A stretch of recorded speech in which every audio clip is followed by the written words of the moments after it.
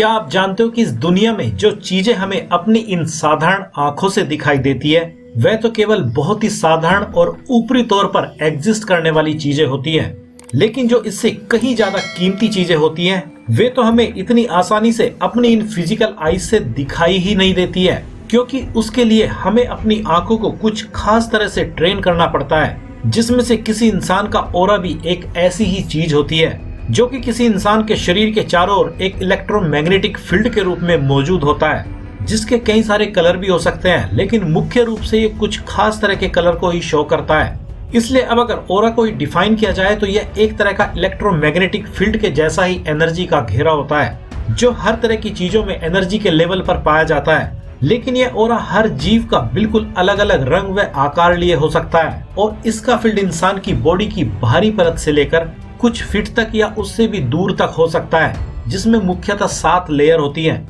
लेकिन अब आप यही सोच रहे होंगे कि ऑरा में भी मुख्य रूप से 7 लेयर ही क्यों होती है, तो इसका भी सीधा सा ही जवाब है कि ये 7 लेयर मुख्य रूप से इंसान के 7 चक्रों की बदौलत ही बनती हैं और इन्हीं चक्रों का कलर इस ऑरा में दिखाई देता है। इसलिए अब एक तरफ तो इंसान के अंदर 7 चक्र मौजूद हैं, जिनको अगर एक फैक्ट के रूप में माना जाए तो वे भी किसी को साधारण आंखों से दिखाई नहीं देते हैं, और दूसरी तरफ ये ऑरा है, इसकी भी 7 परतें हैं, जो कि ये भी हर किसी को इतनी आसानी से दिखाई नहीं देती है। इसलिए अब यहाँ पर कुछ सवाल काफी कीमती हो जाते हैं, जिसमें से पहला तो यह है कि अगर ये सब चीजें हैं तो हम भी इनको कैसे देख सकते हैं, और दूसरा सवाल यह कि हम इनको देखने में अगर कामयाब नहीं हो पाते हैं तो कैसे हम इन सब चीजों को जानकर इनसे मैक्सिमम फायदा उठा सकते हैं। इसलिए अब अगर ऑरा को देखने की बात करें तो इसको देखने के लिए कुछ दिनों के लिए आपको खुद पर ही कुछ एक्सपेरिमेंट करने होंगे, जिनको की करना बहुत ज्यादा मुश्किल भी नहीं है। जैसे कि इसके लिए आपको अपने हाथ की किसी एक फिंगर को या पूरे ही हाथ की 5 फिंगर्स को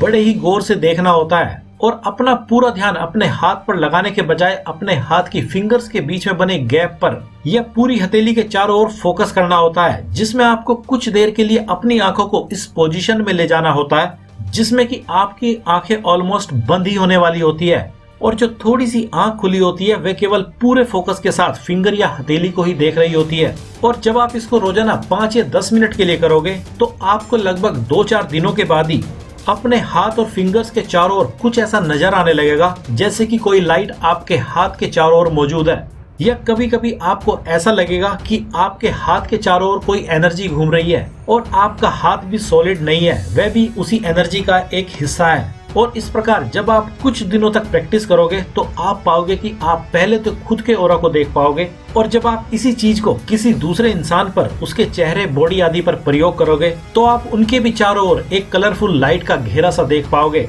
लेकिन अगर आप इस तरह से किसी के ऑरा को या खुद के ऑरा को देख पाने में अगर कामयाब नहीं हो पाते हो तो फिर आप क्या कर सकते हैं, चलिए अब उसकी बात कर लेते हैं। इसलिए फिर आपको ऑरा को देखने के बजाय महसूस करना सीखना होगा, और यह प्रक्रिया किसी के ऑरा को देखने से ज्यादा सही और सुरक्षित है। और सही इसलिए क्योंकि यह बहुत ही ज्यादा आसान है, और सुरक्षित इसलिए क्योंकि जब आप इस प्रक्रिया का प्रयोग करोगे तो आप इसको हर किसी पर नहीं आजमाओगे, वरना आपके सामने कोई ऐसा इंसान भी आ सकता है जो इस कदर डिप्रेशन से गुजर रहा हो, जिसने बस जीने की इच्छा ही खो दी हो, और ऐसे इंसान के ऑरा को अगर आप जाने अनजाने ही देखने की या रीड करने की कोशिश करोगे तो आप भी इसी तरह के विचारों के शिकार हो सकते हो। इसलिए तो कोई भी समझदार इंसान आपको किसी और के ऑरा को देखने की सलाह नहीं देगा, क्योंकि अगर आप किसी का ऑरा देख भी लोगे तो आपको उससे क्या फायदा होगा, जाहिर सी बात है आपका टाइम और एनर्जी वेस्ट होगी। और साथ ही अगर आप वाकई उसके एनर्जी फील्ड में पूरे ध्यान के साथ घुस गए तो आपको फिर लेने के देने भी पड़ सकते हैं।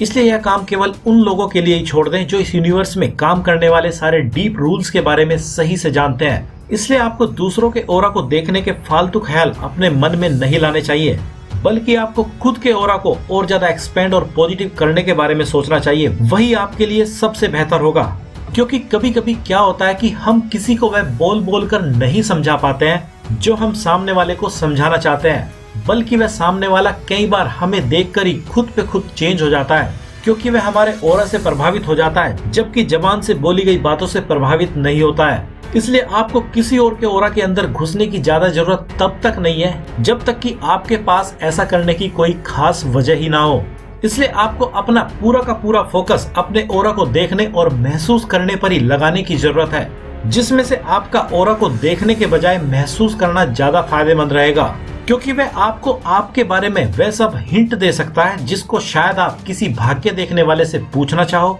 या अपनी कुंडली की प्रिडिक्शन में जानना चाहो। क्योंकि जो आपके अंदर अभी मानसिक और स्पिरिचुअल लेवल पर हो रहा है वही आपके ऑरा में भी तुरंत होने लगता है। या आप इसको ऐसा कह सकते हैं कि जो भी आपके ऑरा में घटित हो रहा है वही आपके अंदर भी घटित होने लगता है, क्योंकि आपके ऑरा से होकर ही सारी चीजें आपके चक्रों तक पहुंच रही होती है और उन्हीं के अकॉर्डिंग आपका मन व शरीर काम कर रहे होते हैं, और जो आपका मन व प्राण ऊर्जा कर रही होती है उसी के अकॉर्डिंग आपका ऑरा रेस्पॉन्ड कर रहा होता है या शेप और कलर आदि में चेंज कर रहा होता है। इसलिए अब आपके पास दो तरह की चॉइस यहाँ पर है कि आप या तो अपने ऑरा के लेवल पर कुछ ऐसा करें कि आपकी इनर बीइंग सही हो जाए, या आप अपने अंदर कुछ ऐसा करो कि आपका आउटर बीइंग सही हो जाए, क्योंकि फर्क इन दोनों से एक ही पड़ने वाला है। लेकिन अब आप यही सोच रहे होंगे कि इन दोनों लेवल पर कैसे काम होता है, तो चलिए पहले तो ऑरा के लेवल पर ही किए जाने वाले कामों की बात कर लेते हैं, जिसके लिए आप कुछ इस तरह के काम कर सकते हैं। जैसे आप किसी ऐसी जगह पर जाइए जिसको लोग बहुत ज्यादा पवित्र मानते हैं या कहते हैं, या उनको आप भी पवित्र मानते हैं। जैसे किसी के लिए कोई फेमस टेम्पल हो सकता है या कोई ऐसा हिल स्टेशन हो सकता है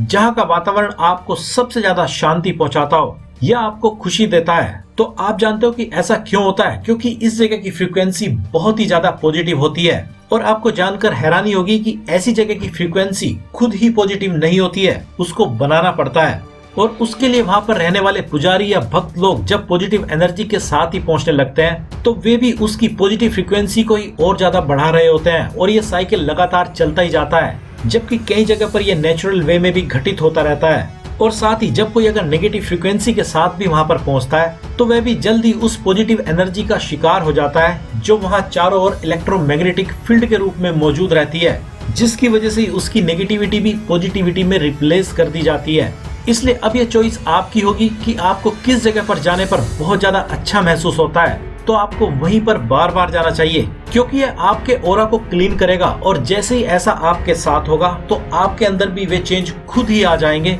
जिनकी बदौलत आप अपनी उन सारी प्रॉब्लम्स का सॉल्यूशन खुद ही खोज लोगे जिनसे आप अभी तक बहुत ज्यादा परेशान होते आए हैं। क्योंकि ऑरा में sudden positive change inner being में भी सडन ही चेंज कर देता है, और जब इनर बीइंग में पॉजिटिव चेंज होता है तो उसी वक्त बहुत कुछ ऐसा घटित हो जाता है जो एक ही सेकंड में बहुत कुछ कीमती काम कर जाता है। इसलिए अब अगर ऑरा के लेवल पर किए जाने वाले दूसरे काम की बात करें तो आपको इस तरह के म्यूजिक को सुनने का आदी बनना चाहिए जिस तरह का मूड और लाइफ आप अपनी बनाना चाहते हो, क्योंकि ये चीज आपकी लाइफ में बहुत ज्यादा इंपॉर्टेंस रखती है। क्योंकि अगर आप सैड सॉन्ग सुनने के आदी हैं तो आपकी जिंदगी को सैड बनने से कोई कैसे बचा सकता है, क्योंकि आप इसी तरह के मैग्नेटिक फील्ड में जीने के लिए खुद को मजबूर कर रहे हो। और अगर आप रोमांटिक सॉन्ग्स या म्यूजिक अगर ज्यादा सुनना पसंद करते हैं तो आप अपनी लाइफ में प्यार को ही और ज्यादा आने के लिए इनविटेशन दे रहे होते हो, और यही काम हर तरह के म्यूजिक और मूड के साथ आपकी लाइफ में ऐड होता जाता है। क्योंकि जब आप किसी भी तरह के म्यूजिक को सुनते हो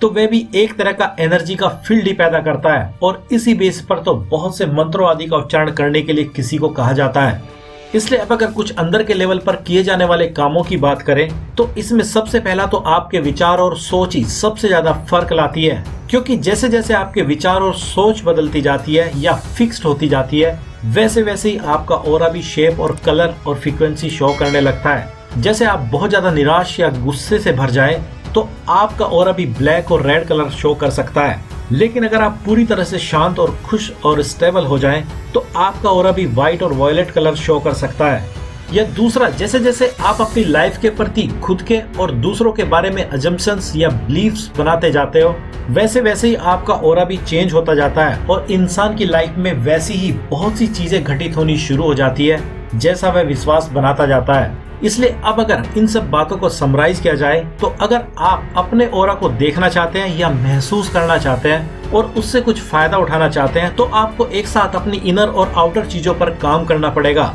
जिसमें आप अपने बाहरी वातावरण को भी उतना ही इम्पोर्टेंस दोगे जितना कि अपने अंदर वाली सोच विचार को देते हो। क्योंकि जब तक आप इन दोनों पर एक साथ काम नहीं करोगे तब तक आप शायद ही यूनिवर्स में काम करने वाले इन डीप नियमों को भी सही से पकड़ पाओगे और अपने ऑरा को सही से समझ पाओगे और उससे कोई फायदा उठा पाओगे। तो अब आपको क्या करना है, आप काफी समझदार हैं। तो आज की इस वीडियो में इतना ही, और हम आपसे जल्दी मिलते हैं कीमती इन्फॉर्मेशन से भरी वीडियो के साथ। तब तक अपना ख्याल रखिए, मुस्कुराते रहिए। धन्यवाद।